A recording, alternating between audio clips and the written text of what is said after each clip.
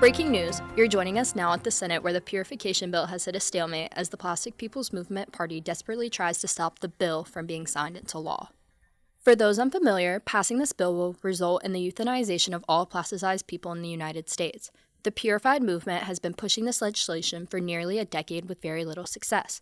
However, the amount of plasticized births has risen significantly to nearly 40% in the last few years.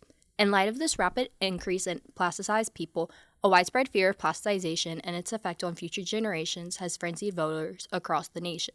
This has boosted the party's popularity to an all-time high, with approval ratings rising steadily for the past several years.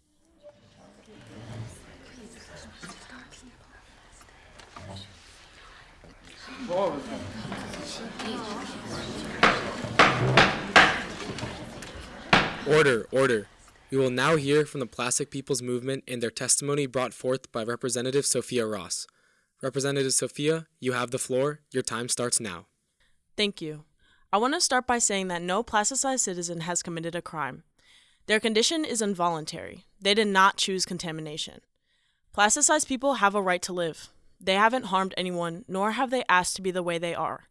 Everyone is polluted to some extent, so there is no point where you draw the line. If we were to euthanize all plastic people, what would happen to the jobs they hold and the crucial labor that they provide? We understand that plasticity is a spectrum, but plastic people play a crucial role in this country. My colleague can provide further reasoning. Thank you. I imagine that many of you here are wondering why I'm standing here. Some of you may hope to discredit me, believing I am hiding a plastic defect. Let the record show I am not plasticized, but I still believe that plasticized people should have the right to survive. Even those of us who consider ourselves untouched have some plastic pollution, and we are the reason plasticized people are born every day.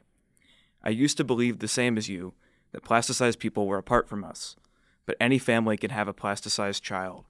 When my son was born plasticized, I realized his condition was no coincidence, rather it was my responsibility. Our careless pollution created the plasticized, and it is our obligation to pay any price to allow them to live. Thank you for your insight and standpoints considering the vital nature of plastic persons in society. We will now hear from the Purification Party and their pro-euthanasia standpoint. The notion that plasticized people have not harmed anyone is absurd. They alone are the reason for their own suffering by continuing to have children. If you didn't ask for it, then why bring children into a world where they can't even function as normal human beings? As for the jobs being held by plasticized people, the extent to which they are even able to do these jobs half the time is laughable. What good is a worker with a plastic spine or muscles made of rubber?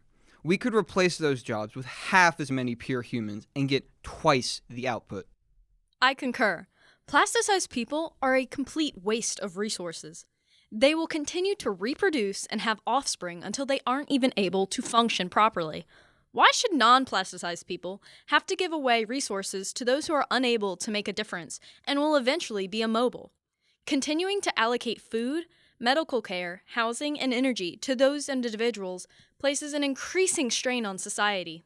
A system that prizes emotional obligation over practical outcomes risks collapse. Overall, it's natural selection at its finest. After listening to each side's points, the committee will now reconvene for a vote.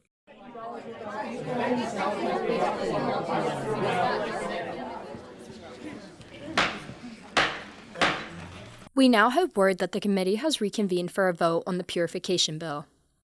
After an insightful vote, the committee has decided for the euthanasia of all plasticized people effective immediately.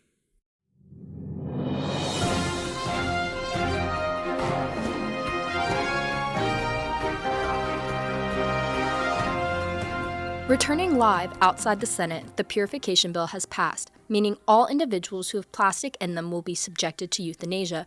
What's that? They what?